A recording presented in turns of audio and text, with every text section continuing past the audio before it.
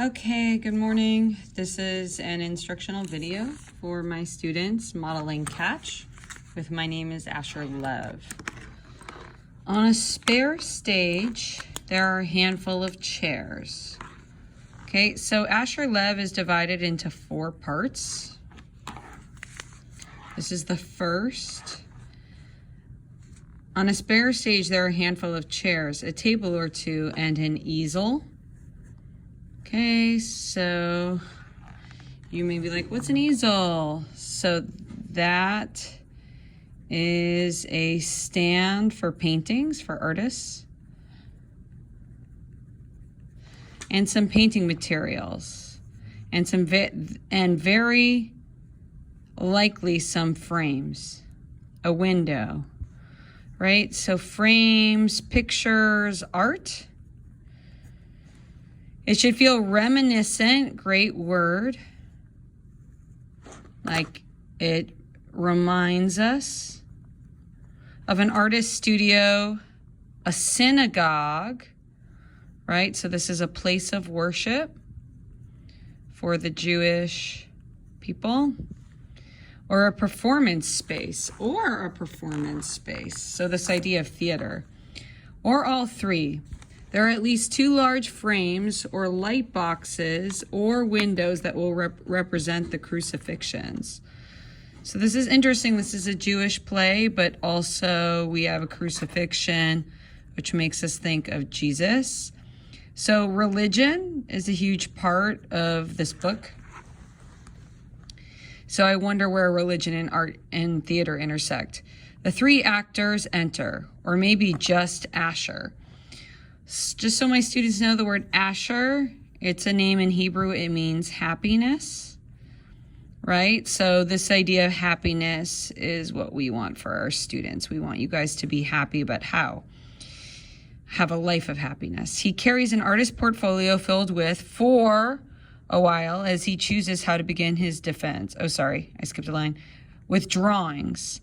The pages are blank, right? So it's like, did he stop doing art? Why are they blank? So a huge part of text is to circle words you don't know, define them, and also talk to the text. It shows me that you're thinking. For a while, as he chooses how to begin his defense, his apology, his explanation, his explication, his story. Right, so my question for all of you is, what is your story? As Asher defines his story, you defining your story will help you with your identity box. My name is Asher Lev, the Asher Lev. Ooh, is he famous? The notorious and legendary Lev, the painter of the Brooklyn crucifixions. So my question is, what does this painting look like? And for points, you could draw it. I am an observant Jew, a Hasid, what some call a Torah Jew. And yes, of course, so I'm going to make a note to look that up. Look up. And yes, of course, observant Jews do not paint crucifixions, right? So I would write like, why? Like, did they not believe in Jesus? Why not? And in fact, observant Jews do not paint at all in a way I am painting. So strong words have been written and spoken about me. So you want to capture the main idea, right? Like the main point. And myths are being generated. I am a traitor, right? So Asher Lev is a traitor. I would say that has to do with the main idea, right? He's like his name means happiness, but is he happy? Because he's a traitor, a self-hater, right? So we got this idea of self-hatred, right? Like did he betray his culture? A blasphemer and an inflictor of shame upon my family. Wow, so he caused shame on his family, right? So now I'm interested. I want to read the book. I'm like, why? my friends and my people, and of course myself. Right? So he brought shame to his friends, his people, and himself. So I'm kind of like hooked now. Well, I am none of those things. What? So he denies it. He says no. And of course, in some ways, I am all of those things. But now he says he is. So Asher, are you a traitor or not? I'm going to go closer. Are you a traitor or not? But I will not apologize. He won't say sorry, so he has no regrets. It is absurd to apologize for a mystery, right? So what is this mystery? That's what we will learn. What is the mystery? How did he become happy? Okay, so main ideas. So what I need to see, and this goes for drama too, is at the end of each page you summarize the main idea in one sentence. So Asher is a traitor of his people, family, and friends, but he will not apologize. So is maybe I could add in a positive here. Asher, an artist, comma, is a traitor of his people, family, and friends, but he will not apologize. So fascinating. Okay, so in this video for my drama kids, and maybe yes too for art, if you're behind, I'm just gonna hop around. So now I'm gonna go to the beginning of the second book or the second movement, because there's like a misunderstanding of the play. And I want to make sure you guys have momentum in reading all 4 books so you're ready for the seminar. And so I slowly grew up. So hopefully that beginning, you pause your video, inspired you to read and annotate the first book with Catch. So Asher grows up. So now I'm in the second movement, and for art students, that would be the second book for you. And slowly I grew up. I did not feel myself growing, but still it happened. I am 13, preparing for my bar mitzvah. So I would circle, say, what is this? And the art students have heard me say this. Like, if you're like, oh my gosh, this book is boring, I would say it's probably because you're not talking to the text and there are things you don't understand. And for the first time, the Reb, okay, so who is this? Who is this? He's some leader of his community, wants to see me in his office alone. Okay, already I'm thinking that this is evidence related to the main idea. So I'm going to be like, why is Asher in trouble? Is he in trouble for doing art, for speaking his truth?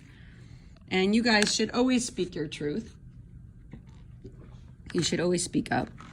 The Reb is the leader of our people, our bridge to the Ribbono Shel Oyom. Right? Now, I don't know very much about this, but it's not boring. It's just curious. I'm learning about a new community. The Reb is the leader of our people. There is no equivalent, perhaps a combination of president and a prophet. So this is interesting. He explains that the Reb is like a seer, one who sees truth. Sees truth. That's what a prophet is. And truth, what truth is, and what a person's truth is, their destiny, like what they should be, is a huge theme in this novel, right? So, you know, kids are like, why are we reading this? It's like, I'm trying to get you to start to think, what is your truth, right? Should Asher's truth be the truth of the Reb, or should he discover his own truth? There's no equivalent, perhaps a combination of the prophet. The word of the Reb is absolute and unquestionable. Whoa. So is that okay to like, there's someone that you can't question, right? I don't know. Like maybe you guys feel that way about your parents. Like, can't question my parents. He guides our lives singly and as community. We are in the waiting room. As I waited, another man waited also. I've never seen him before. He was old but sharp, with piercing pale blue eyes and a shock of gray hair. He sat intently. And then I realized suddenly he was not writing. He was drawing. Say what? Is this a second Asher? So he's amazed, right? Oh my gosh. OMG. It's an artist brother. It's another artist bro. He was sitting outside the Reb's office drawing. He looked at me several times. I sat still.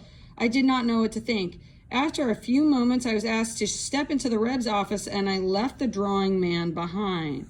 The drawing man. So I want to say, who is this? Who is this? Asher Lev, I want to give you my blessing for the bar mitzvah. Thank you, Reb.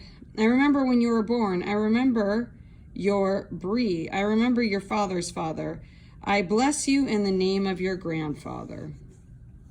Right? So legacy is important in this culture. And I think Asher is expected to follow in his dad's footsteps, right? So if you are like expected to follow in your parents' footsteps, then you can relate. Must follow in footsteps of dad. Now, those of us who don't have parents where we follow into their footsteps, it's a mystery. It's like, who am I going to be? What is my truth? Like, what is my destiny? What do I want to do for this world? May you have a life of Torah and commandments. Thank you, Reb. Speaks carefully and specifically, helping Asher to hear the message below the message, the words he cannot say directly. Asher Lev, a life should be lived for the sake of heaven. One man is not better than another because he is a doctor, while the other is a shoemaker. One man is not better than another because he... I want to see where this guy is going. Okay. So I'm on page 27, so then you flip, go to page 28. I've encountered a lot of students who get confused with reading packets. Just go on to the next page. Mission when the other is an artist. A life is measured by how... I know we can't see. Sorry about that. How it is livable for the sake of heaven. Do you understand me? Right? So you need to be faithful to heaven. That's what he's saying. I think so. Good. But there are those who do not understand this. Okay, I want to see where this is going. There are those you love and who love you who do not accept this. Do you understand me, Asher Lev? I think so. Okay, so, sorry, I forgot to do my catch. So at the bottom, you got to capture the main idea. So, Asher is called to see the prophet president, leader of his religious community for being different, for making art. Right? So the guy's like, okay, like you are different, you know, you even though you're an artist, you still need to follow in your parents' footsteps. At least I think that's where we're getting, right? But Asher needs to figure out what his truth is, right? So you have to think, like, should I do what someone else tells me to do? Should I do what my parents tell me to do? Or what my teachers tell me to do? Or do I need to create my own life? You understand me? I think. Good.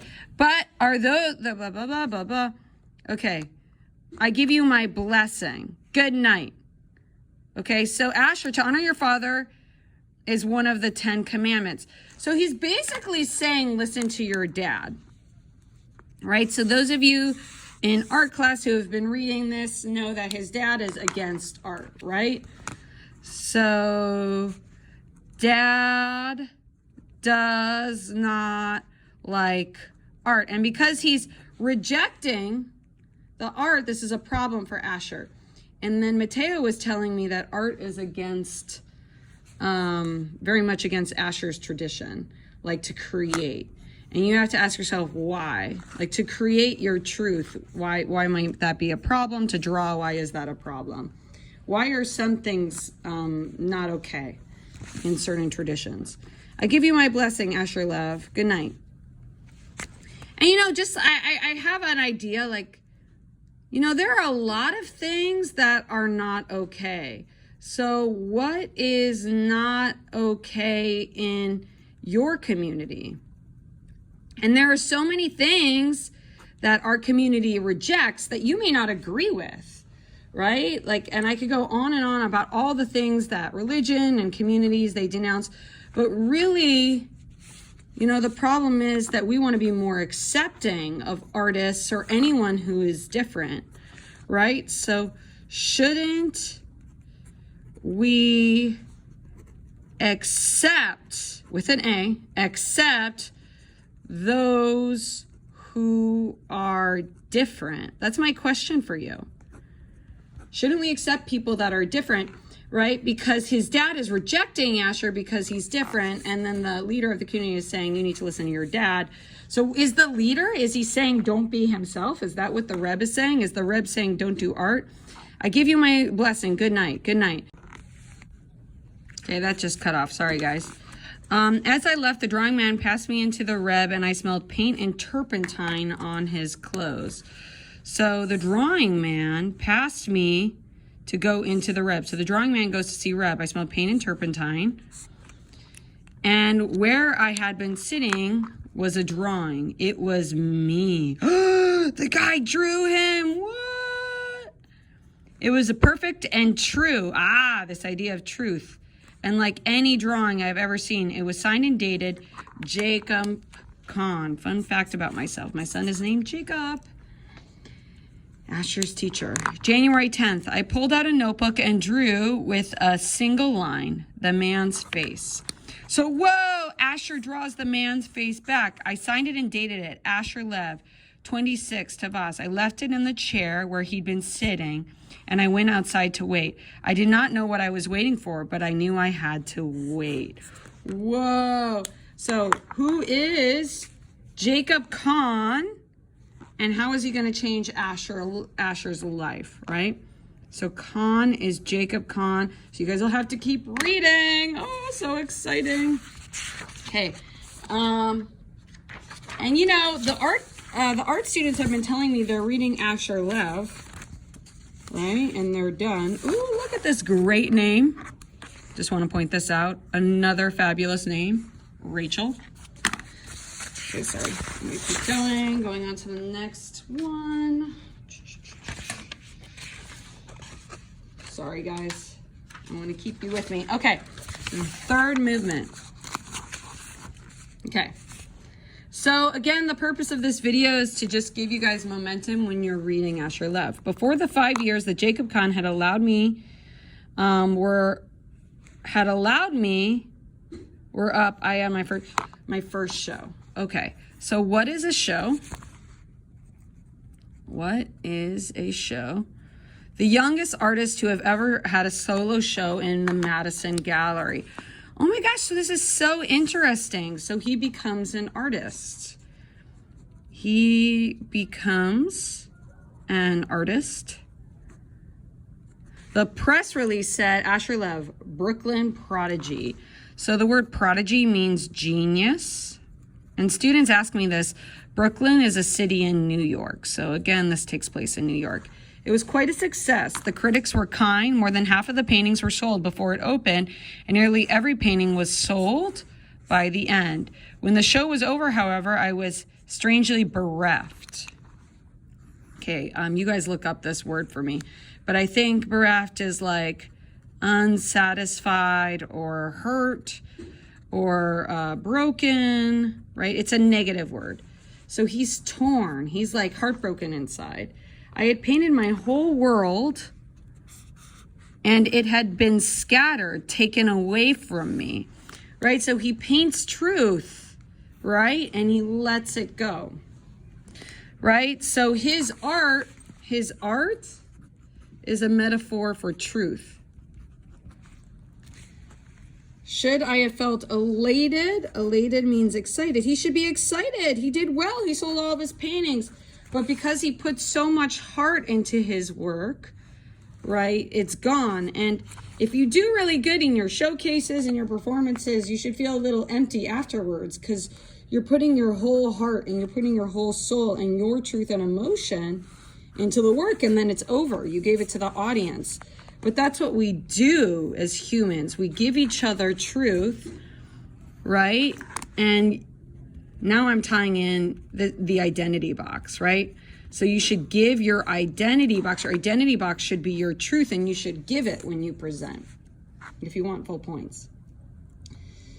I should have felt elated, or at least relieved, but instead I felt a tremendous sense of loss. Right? So he loses himself, right? And maybe that's why we don't want to be honest in projects like identity boxes. We don't want to say everything, because then it's like we have no more secrets. We have nothing more to hide. I was a young man. I had money of my own for the first time, and I felt empty and alone. He feels incomplete. And I feel like, this is why we hold on to our phones so much, right? We're trying to fill a void. But I challenge you to say, like, okay, well, what is your emptiness? As I once sensed that to leave my street would destroy me and the gift, now I felt the opposite might be true. I decided to travel, to go to Europe for the first time. And I advise you guys to travel, to leave, to think about going other places, to explore the world, to find yourself, to leave your cave of comfort. Once I decided, I quickly moved and I went to Florence.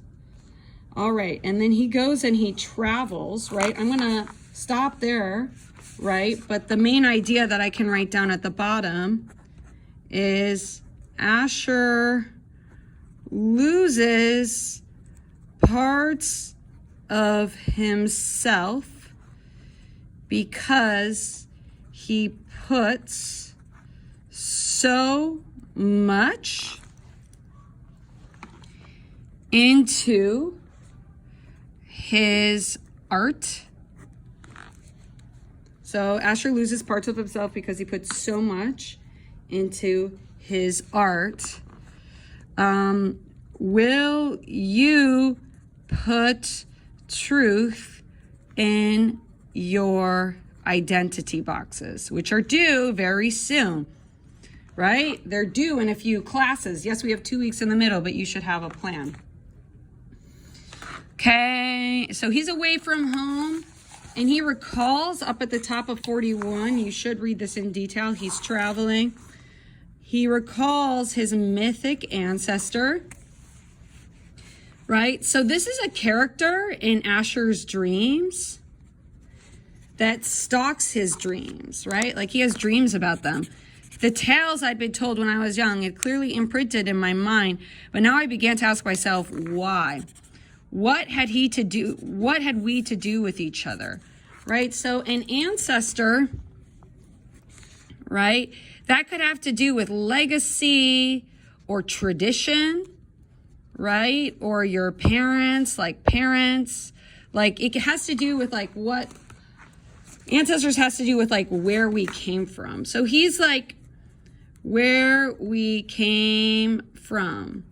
So there is a disconnect between where Asher came from and his truth, right? They aren't the same. He's becoming someone else who's different.